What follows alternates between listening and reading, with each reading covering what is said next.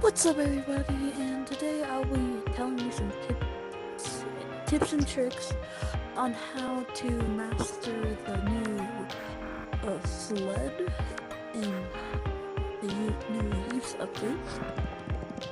So yeah, let's go ahead and get into it. Okay, so the first tip is learning how to maneuver well. So the way that is good to know is you can move with your head, but if you go too far, you'll start going back. And the thing with going backwards is the controls are opposite. So once you learn how to go forward well, if you start turning really quick, and then you can start learning how to go backwards. And then so that's the first tip. I will move on to the next one. So the next tip for the sled is knowing which gadget is the best for it. So a lot of people think that it's either the impulse or the explosive, but that isn't right because these cost a lot of cotton. If you're trying to move around far, it is good to get a ton of speed, but it doesn't last for that long. My personal favorite for it is grappling hook.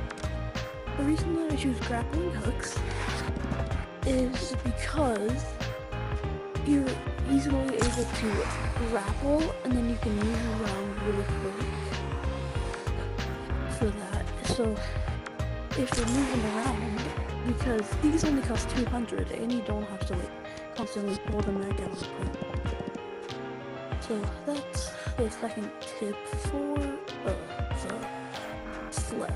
Okay, so the next tip for the sled is knowing how to control your speed. So the way that I'm going to show it is with speed pads. So if you haven't seen the new speed pads, there's different types. There is one that goes straight, one that goes this one, the one that goes further up, those, and then these ones that you get to choose the direction depending on the way that you can use them better is by how fast you're gonna go, and then being able to pull it. The way that I like to use it is I start over here with grapples.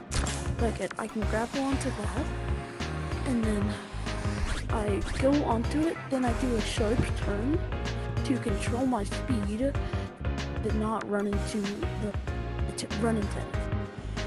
But yeah, that's the next thing. So the next thing that you should learn is routes. So there's some easy routes that are good to do, that are easy to do, and you can just do them for a while.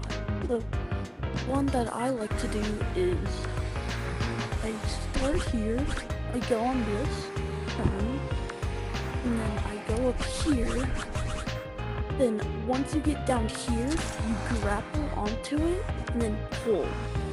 And then you get a ton of speed to continue going again.